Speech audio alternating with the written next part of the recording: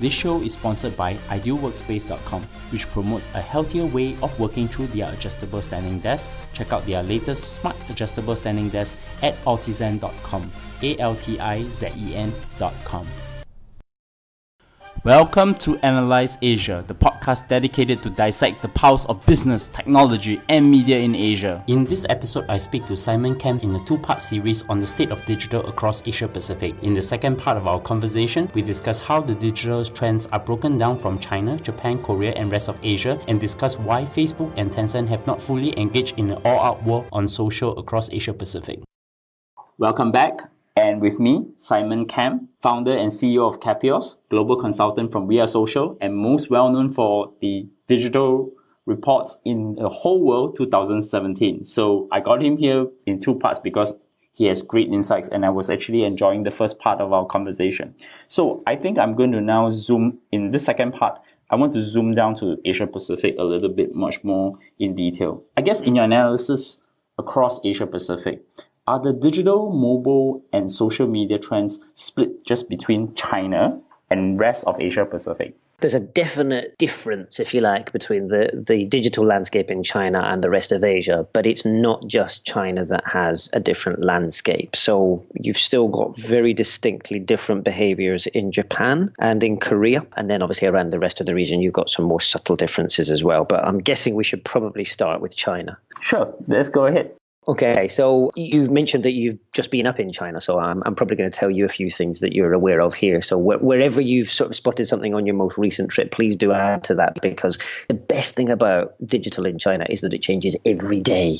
So even since my last visit, I'm absolutely sure that things have changed dramatically. But WeChat's still the number one sort of platform, if you like, within the Chinese digital economy, if we can call it that. So well over 900 million people around the world using WeChat now, but more than 90% of those people are based in China. And the really interesting thing about WeChat, and I think we may have touched on this in the podcast we did 6 months ago, so I'm not going to this into too much detail, but the most interesting thing about WeChat is that it's not just a messenger app. So if you've ever used WeChat outside of mainland China, you'll probably feel that it's relatively similar to other chat apps that you've got out there, whether it's WhatsApp or Line or Facebook Messenger. But once you get into mainland China and you use the equivalent platform there, which is called Weixin, it's obviously the same platform, it's just that they've dumbed it down outside mainland China. It's the entire internet in one app, give or take. So you've got almost every service conceivable within the WeChat platform. So you can renew your passport, you can pay your fines, you can book doctor's appointments, you can whatever, you name it. And it's integrated with local government services. It's probably the most powerful mobile payment platform in the world. Now, there's a debate there whether it's between that and Alibaba, and you can have your subjective chats around that. But the idea that you can take your mobile device up to a vending machine and then pay for things within that vending machine using WeChat on your phone, you've got a level of integration in China that you just don't see anywhere else in the world. And I find that fascinating. China's sort of gone off on what a lot of people see as a very isolated and insular approach, and yet they have gone so much further, so much faster than any other country, including the US. So, credit to Tencent. They've done an amazing job of not only building a very popular app, but an app that has incredible functionality as well. And when I was in Shenzhen the last few days, and I thought what was the interesting thing is that I don't see a lot of cash handling happening. And then I'm a little bit worried that when I was sitting on a cab, whether I need to be able to pay cash and I have to ask the taxi driver beforehand. But thank goodness they do. Otherwise, it would be a mega nightmare for me because everybody is just QR code paying their bills everywhere. So were you seeing that taxi drivers were accepting payment through WeChat as well, or were they still taking cash? They actually can accept the payments through WeChat through a simple QR code scanning. So that was the impressive part. And what is really interesting for me is because I'm pretty lucky because I can speak Mandarin, right? So I set my WeChat into the Mandarin mode. So there is no problem with that. But I think one of the things that in order to activate more services within the WeChat app for me is that I need a China number now. Yeah. Those days where, international and China are over, because I think they specifically want your number. They need to make sure that you are locally Chinese. There are some ways to get around it. For example, you get a friend from China to send money into your WeChat account, even though it's international, and then it will flip into the China mode, basically. Yeah, and I think what you're saying there is a really important note for anybody that is curious to learn more about WeChat. When I said that the version within mainland China is way much more sophisticated, unfortunately, it's only available to people that can in some way prove that they are in mainland China. And usually the only way to do that, as you said, is to have that mobile number. And getting a mobile number in China is not the most straightforward thing to do. So I think one of the things that we discussed before the podcast was why WeChat hasn't become more successful around the rest of the world. And it's very much based on that. So the experience of WeChat in mainland China versus the rest of the world is incredibly different because the functionality of the app is different. And I think it's only really once you get into mainland China and you have access to all of that functionality that WeChat suddenly becomes differentiated versus any other messenger app. So I'm not quite sure what the reasons why WeChat and Tencent have not been as successful and in implementing that elsewhere. I would guess that there are some significant governmental barriers to them being able to integrate as well as they have done in China. From what I can understand, Tencent has some very strong partnerships and agreements with the government in China, which obviously makes it much easier for them then to implement things like mobile payments. And if you imagine that in the US, the amount of know your customer activities that would need to go on if you wanted to do mobile payments, then you can sense the barriers for a lot of those companies in implementing those things. And it's probably one of the main reasons why it's been so difficult for companies in the rest of the world to implement all of these payment systems into their social media ecosystems. So, yeah, and I think there is so much that we can learn as an industry from the way that Tencent has built WeChat, but also from the way that their audience has then improvised how they use it to be able to communicate with each other. It's fascinating. It's particularly difficult if you don't speak Mandarin to be able to understand what's going on. So I would encourage anybody that does not speak Mandarin and has not had a chance to go to China to find a Chinese person, sit them down and ask them to talk about it and perhaps to show them what WeChat is like, because it's only when you see it firsthand that you appreciate just how powerful it is. It's like the difference between going from a printed book to going to the internet. If you're used to something like WhatsApp and then you see WeChat, your mind will be blown. I want to get to the rest of APAC because you split Japan, Korea, then the rest of Asia. Correct. What are the tools that are really important then? Yeah, so in those countries, obviously, there is a digital heritage. They're two of the most connected countries in the world, and historically they have been very quick to embrace technological innovation. So it's the sort of place where people will very quickly jump onto something technological that they see value in, and then that will become widespread within the country. So that's one of the reasons why they've developed their own sort of unique landscapes. And the second thing is culturally and linguistically, there are platforms that have developed around the way that people in those countries communicate, which is a lot more suited to their day-to-day behavior versus something like, say, a Facebook Messenger or whatever else. So let's start with Japan. You've got Line is still by far the number one most used platform, but I was actually just up in Japan last week and it was fascinating. We were talking to both businesses and to people on the street using their devices. They do not see Line as a social medium, which I thought was fascinating. So when we talk to them about social media, in a Japanese context, they differentiate very clearly between social networks, where things like Twitter and Facebook are sort of, they are relatively widely used. Twitter in particular is very popular in Japan amongst younger users, very high levels of use, probably the highest level of penetration of any country in the world, although Twitter will not confirm or deny this, frustratingly.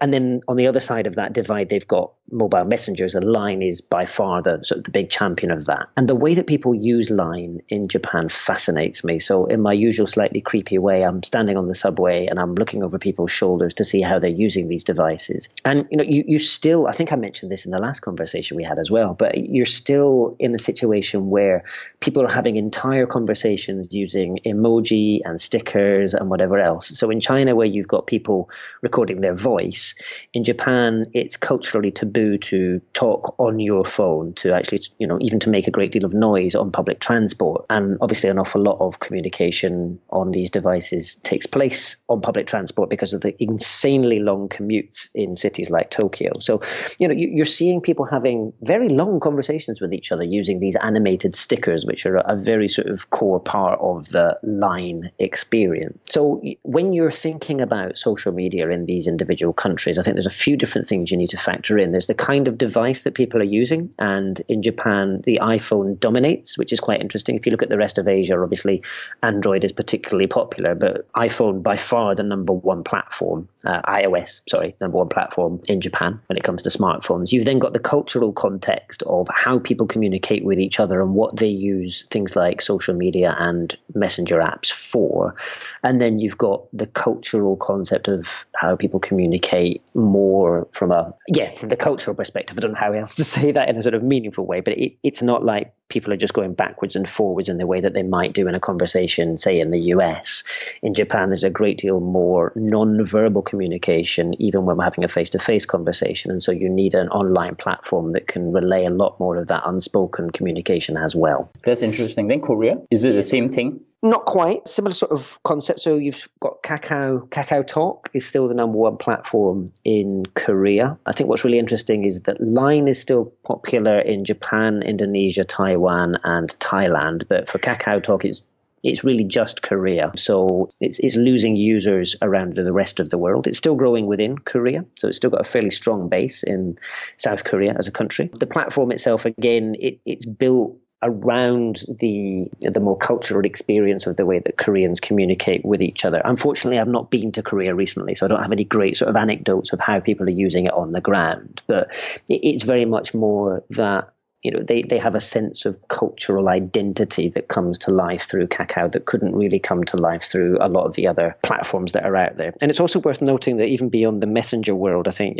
you've got some very interesting specifics within the Korean landscape. So blogs on Naver are still a massive part of the Korean digital landscape as well. So it's those little nuances that, especially from a marketer's perspective, make it really difficult to create a one-size-fits-all approach to Asia. We'll go on and speak about some of the other countries in a minute, but just before we do that, I think, setting this bit up, that knowing the device or knowing the platform that people use is only the start of the journey. And I think it's understanding the cultural contexts around that and understanding what people are looking for when they use those platforms and devices that is going to be much more important than just looking at the numbers in these reports. So one of the reasons why I make these digital reports available for free is that the numbers that are available in it here, they are incredibly important, but what they're designed to do is to inspire more valuable questions. These are not the answers you're looking for. These are the answers that will allow you to ask the more important questions, such as, okay, so now that we know that Japanese people use Line, can we as an organization use that to help us achieve the objectives that we've got, and how do we do that? That's a very good point. In fact, I always have a lot of questions about after reading your report. What about the rest of Asia? Is it just like a Facebook, Twitter world, or has it been also starting to have some shifts as well? So Facebook is probably the dominant platform everywhere else in the region, although it's always slightly difficult to tell because it's only really Facebook that breaks out its numbers by country. So I have my suspicions that things like WhatsApp may be actually bigger in some countries, but obviously it's still owned by Facebook. So Facebook Inc., Mark Zuckerberg and team have a lot to answer for. They're dominating the social media landscape around much of the rest of Asia and the rest of the world as well. When you get down into individual countries, you'll notice that the Messenger that is the most popular platform will vary quite considerably. So it changes all the time. I'm going to suddenly forget which is which in each country as part of our conversation now that I don't have. I'll definitely link that to your report. But I have this little question that is always on my mind. I guess to me, whenever I read your report, I always wanted to ask you, what are the most intriguing numbers that you want your audience to know from reading the current one? But the second question, which I forgot to insert in, but I'm now going to insert in, is what other numbers or metrics you would like to put into your report? That's a great question. We'll come to that one definitely in a moment. So the intriguing ones, it's usually the little tiny numbers that surprise me. So I think when I was going through the numbers specifically for this recent APAC report, I spent quite a lot of time looking at the changes in the age profiles within Facebook users. So for most of the countries in this year's report, you will find there's a slide for each country that breaks down Facebook users by age. And it's really interesting to see how that is evolving over time. Everybody says, oh, Facebook's getting older and whatever else.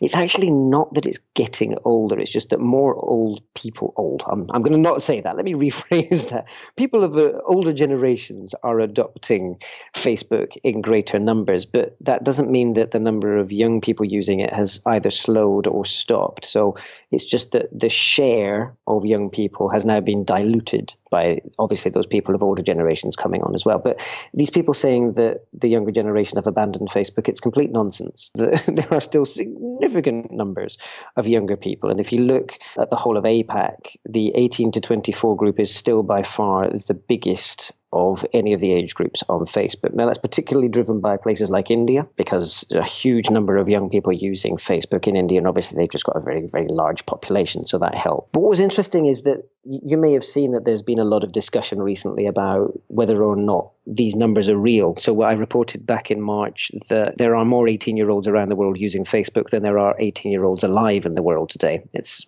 those numbers that you kind of go, wait, that's not possible. How is this happening? Inevitably, there are a lot of different reasons why that's happened. Some of it is down to people misrepresenting their age. So I may be 40 in real life, but I claim to be 18 on Facebook because I'm vain or for whatever other reason. There is also a slightly more sinister reason to this. And in particular, in our part of the world, sadly, you will find that there are a number of profiles that have been created by slightly dubious marketing companies that want to sell advertising to brands, and they create a whole series of profiles that match the most valuable audience segments. And these are obviously not real users, which then tend to inflate certain aspects of Facebook's user base. So Facebook have not quite admitted to this, but I've been tracking the numbers over the last couple of weeks, and I've noticed that they went through a significant purge. So they actually lost 150 million users out of their user base during September and October. I noticed that they managed to dramatically increase those numbers just in time for the earnings report 2 days ago.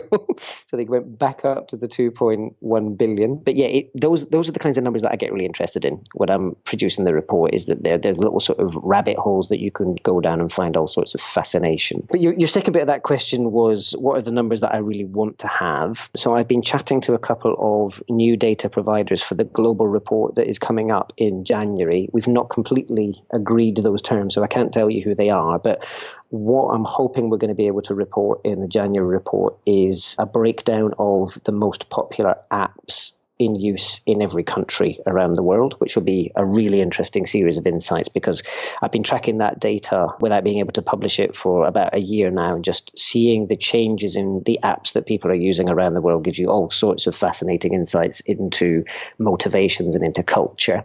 And then also hoping that we're going to be able to publish something on the top websites in each country, and maybe even something around influencers in each country as well, although that one is a lot more complicated. So don't hold your breath on that one. That's nice to have. Yeah, I think it's getting pretty interesting too. When I was interviewing Gary Vaynerchuk recently, he mentioned KOLs, which is a China term called key opinion leaders. I mean, in the West, we call influencers, right? Yeah. So it's something that is now becoming more and more interesting in the Asia context. I want to ask a more future question then.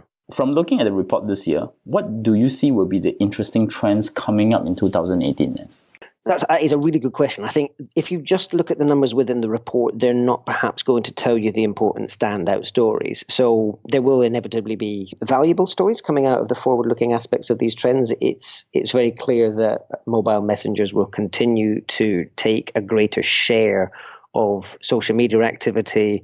It's clear that activity on the internet in the less developed parts of the world is going to increase, and that's great news. But I think those are stories that we're kind of already aware of. So as part of the 2018 report, there will be a supplementary report that comes with it that talks about some of the bubbling up trends that perhaps we don't have any data for, but based on our research and our conversations with people around the world, are trends that we believe people need to know about as well. So we will be looking at both devices and consumer behavior, so the use of digital activities. I'm not going to give those away here because I want to save them for the report in January, but we've sort of touched on one of them. So I think one of the most important bits from my perspective I will quite happily talk about in advance is going to be the importance of voice control. Getting reliable data on that is very frustrating. So if any of the listeners have access to numbers that tell me how many people are using voice control in every country in the world, please get in touch with me. I'd be very happy to feature you and give you a big celebration in the report as well. But just based anecdotally on what I'm seeing and what I'm hearing from the people that I'm talking to, voice control is going to be one of the most important developments within the digital and social world within APAC over the next probably, I would say 2 to 3 years. It's not quite at a stage now where it's going to be ubiquitous. So I think, if you're looking at a very much more forward-looking aspect to your digital planning, especially for your communications, or even if it's just from an SEO perspective, you're going to want to start thinking about voice control right now. There's one caveat to that, though, which is I have a sneaky suspicion that the smartphone as we know it today is going to get disrupted within the next 3 to 5 years anyway. So I mean, if you look at the changes in the iPhone, much as the new iPhone that just came out is very sexy, it's not dramatically different from smartphones that we've already got. It's just a little bit more desirable, but functionality wise, it's not really changing as fast as it needs to for those companies to continue charging the same margins as they want. So they're going to need to innovate as well. And much as the smartphone's a great and handy device, it's still an awkward form function. It's easy to drop and break. It's not great to use in the rain. If you've got one handful already, then it's not the ideal device. So I have a funny feeling that we're going to see some much more practical device form factors over the next few years that are going to make using the internet on the go an awful lot easier. I have a question on, instead of asking you the most popular tools, I want to ask you, which are the most interesting social media tools that are emerging in Asia Pacific now? And when you say tools, you mean like platforms and... Yeah, that's right. Where it could be platforms or things that, maybe we have not heard of. I mean, in China, I know is Toutiao, which is a news reading app that's taking the market by storm, and it was able to grow without the influence of Baidu, Alibaba, and Tencent. So I think what you'll probably find is that, again, the little standout growth stories are quite cultural. So when I was talking to people on the street in Japan last week, it became quite clear that Snow, you remember Snow?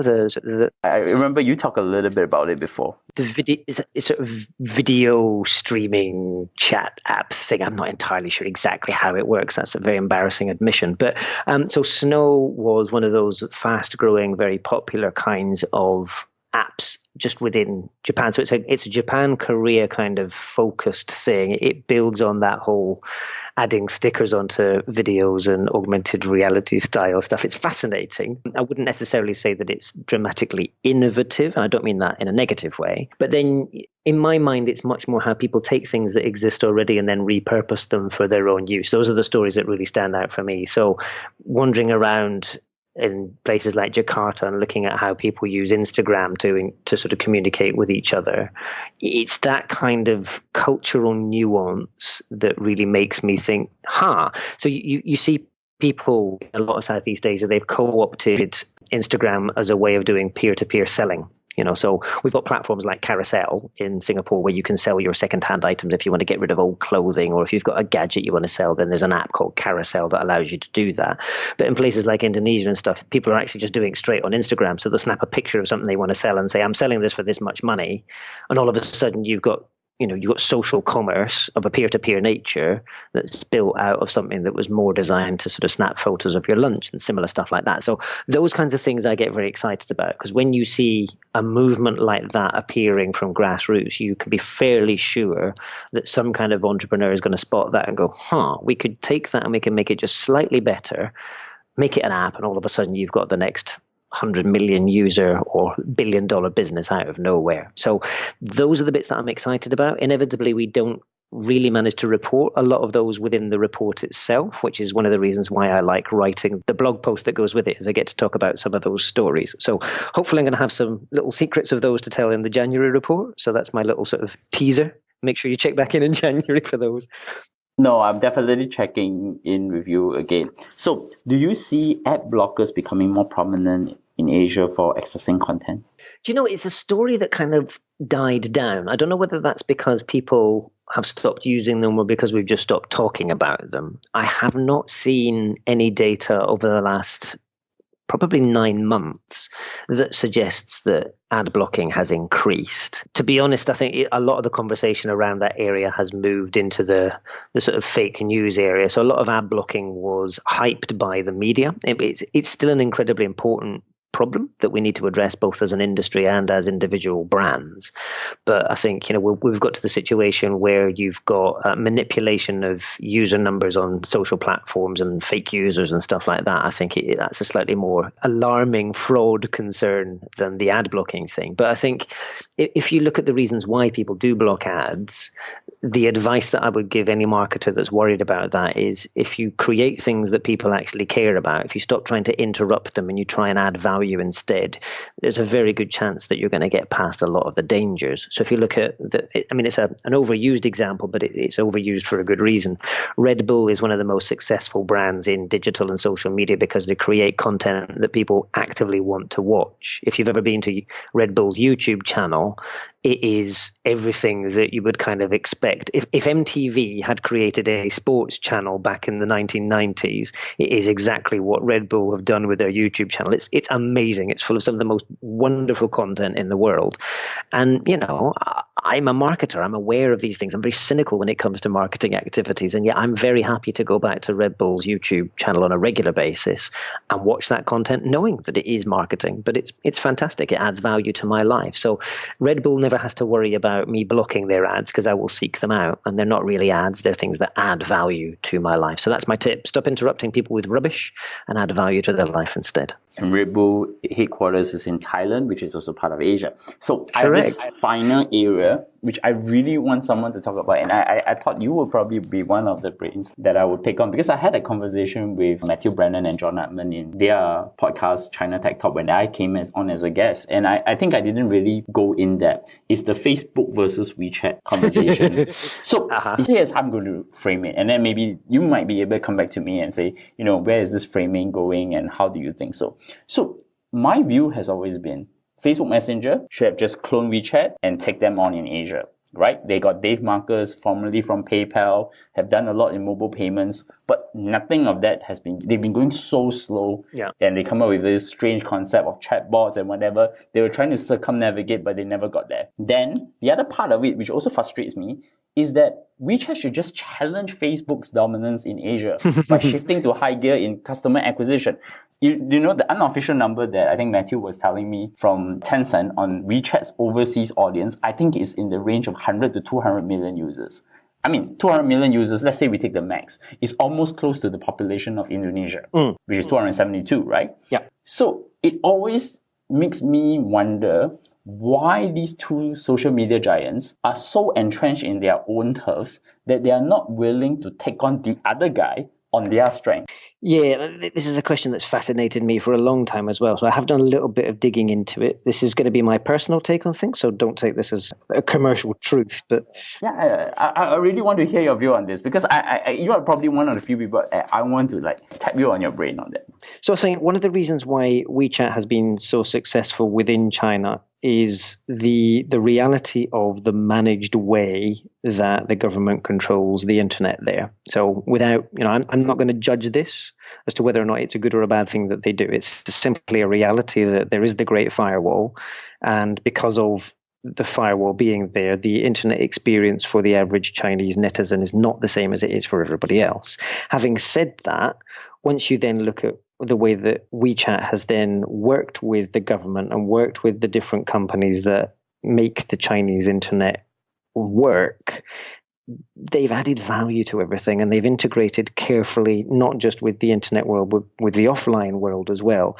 I'm not convinced you can take that model outside of China to places where the internet is not managed in the same way. And I think in particular, because of the sort of the closed nature of the sharing of information, there is perhaps a little bit less competition for Tencent. I know that's probably a naive thing to say because, let's face it, there is an incredible commercial competition when it comes to the internet in China. But Tencent has built incredible scale. And, WeChat wasn't their first foray into communication. So they had QQ way back when, which was, if Western Western listeners to your podcast remember MSN Messenger back in the day, QQ was the same sort of idea. And obviously they've now evolved that into all sorts of other platforms, of which WeChat is the most famous and most popular. I don't think that they could take that, for example, into a market like Indonesia and make it work in the same way, because they just don't have the same degree of integration with governmental control and also the same restrictions that have allowed them to grow in that protected environment. Why have Facebook not cloned all of that kind of stuff? I think partly for the same reason. They've not been able to enjoy a lot of that side-by-side partnership, if you like. It would be very dubious, I think, for them to be seen to be in bed with the American government. You can debate whether or not they are seen in that way or not. But I think there is a degree of skepticism in the West when a company becomes too involved with a government and they see it as a negative. I don't know what the perception of WeChat's role in China would be if you spoke to a local, but I don't think that degree of affinity would be as welcome in a Western market. Why have they not done it more around Asia, though, is a good question. I think if you look at the number of people using WeChat outside of China, the numbers that I've got are slightly different to the ones that you quoted. So when we got data from Tencent last time, they suggested to us that it was between 90 and 92% of all of their users are within China. We know that that's gone up since. So the latest numbers, I believe, are around about 94%. But that still leaves you with 60 to 70 million people outside of China using it. However, the vast majority of those are overseas Chinese. So you kind of... The people that are using WeChat on a regular basis are usually Mandarin speakers. And I think that's a really important cultural reference point there. And also the WeChat that we see outside of China, as we discussed earlier, is not the same as the WeChat in China. I wish I knew why companies like Facebook weren't able to adopt the mobile payments that we see in WeChat, because it's hugely frustrating that they're not. I wish that we had an app that was as integrated as WeChat. The one feature that I thought they could have cloned it so easily on WhatsApp is the public accounts in WeChat.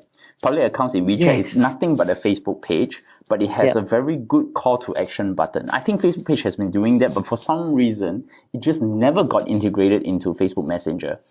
You could imagine a world where I'm a restaurant or I am, some retail outlet, and I just create a button to just press and buy, like the same way how WeChat does it in China. So that's the part that frustrates me about Facebook, is that it's so reluctant to get into that turf that it just never got beyond where they are. Because I think their problem now is that they are trying to satisfy their investors by their advertising revenue. They're growing gangbusters in those advertising revenue, but it's actually killing their user experience in every single way.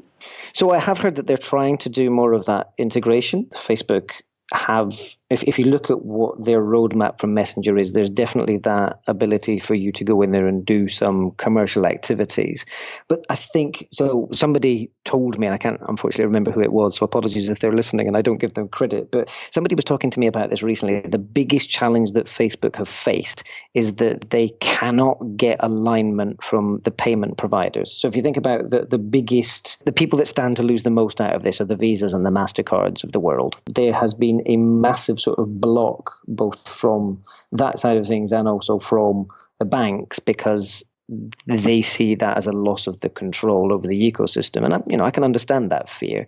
Now, whether that's true, I don't know. This is an anecdote, but I can see why that would be a significant barrier, especially once you start talking about cross-border payments. That's the other main advantage for WeChat within China, is it's just one country and it already has a relatively closed financial system anyway. So if you can get the one or two key players in China on board, you win. Whereas if you think about Facebook's battle, you've got to convince the top 3 banks in Indonesia. You then got to convince the top 3 banks in Thailand.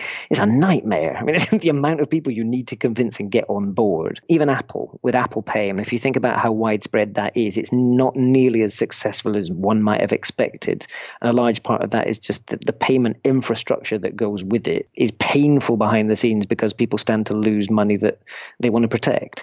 So I don't think it's actually down to the platforms themselves. I think Facebook would love to be a bigger part of that ecosystem, as would almost all of the other platforms. I think it's the existing old school financial system that is the biggest barrier to that happening. But as we've seen with things like Uber and Airbnb, it's only a matter of time before somebody comes in and just blows that up, and then it's going to be a mad scramble to see who wins in the new world. So I think that this is changing now. If you look at WeChat in the recent months, or Tencent and Alibaba's activity, they are going out to every part of Asia, telling the SMEs to adopt Alipay and Tenpay with QR codes, but to the small and medium businesses, even promising the way how fast they can settle it. And I saw this Twitter picture that's been circulating around, an Alipay advertisement in Chinese in London too, saying that we accept Alipay in London, please use QR code scanning. And they're willing to basically push all merchants in Southeast Asia to adopt the QR code payments.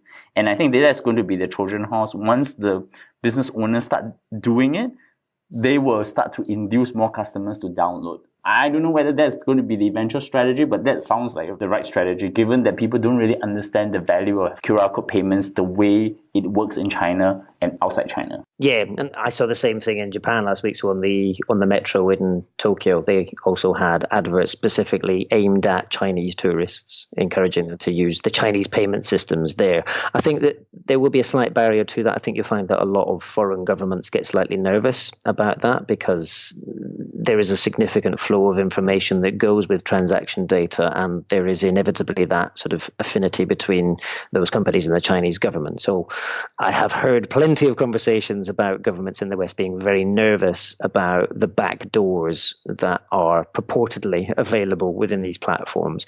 I think that will be the biggest barrier to achieving widespread adoption at first, is there's a degree of cultural mistrust. Whether or not that's built on any kind of foundation, I don't know, but it's just the way that people are. They tend to not trust foreigners as much as we might like. And that's probably one of the main reasons why things like Facebook and Google are still blocked in China as well. So we will need to find a balance. I think that the world increasingly being globalized as it is, there will be somebody eventually that achieves that global success. And like you're suggesting, I have a sense that there's a very good chance it will be one of those Chinese companies that gets there first. Simon, many thanks for coming on the show, but I'm not going to let you off without asking you two quick questions. Can you recommend a book, podcast, or anything that have been useful to your work and personal life recently? So, I just went back and reread the Clue Train Manifesto, which is going to sound very old school for anybody who remembers the first internet.com bubble back in the late 90s. But I've just gone through rereading a whole series of business books that I found inspiring over the past 20 odd years. And the Clue Train Manifesto, much as a lot of it is very dated in terms of it talks about email newsletters, Usenet and stuff like that, a lot of the advice in there is even more relevant today than it was back then. And it's this whole idea of, if you want to succeed in social media, you want to behave like a human being and speak to people like a human. So if you're looking for some basic advice that is not caught up in the latest hype, go back and read the Clue Train Manifesto. And then what was the second bit of your question other than books? Sorry? Other than that, let me just put my recommendation as well. I'm a bit more futuristic. I've just recently read Tim O'Reilly's WTF, or he claims what's the future. But I thought one interesting point about his book was talking about the rise of social media, AI, and how we could have a different view, how tech companies can have a different view to ensure economic stability for all the different people out there, such that we can actually be a more equitable society. My last question to you, how can my audience find you? So inevitably, you'll find me on social media. That should come as no surprise to anybody. You'll find me on Twitter and LinkedIn as Eskimon, so Eskimo with an N for November at the end. And if you want to find all of the reports and data that we've been talking about here, you'll find some of the links in there, but the easiest place to get it is kepios.com/data. And you can find me at Bernard Leong. You can also find us on iTunes, Stitcher, SoundCloud, Acast, TuneIn, and of course Google Play in the US market. Of course, tweet to me, recommend us on Overcast with a star, and definitely give me a 5-star rating on iTunes Store. So once again, Simon, thank you for coming on the show. Thanks for having me, Bernard. Speak again soon.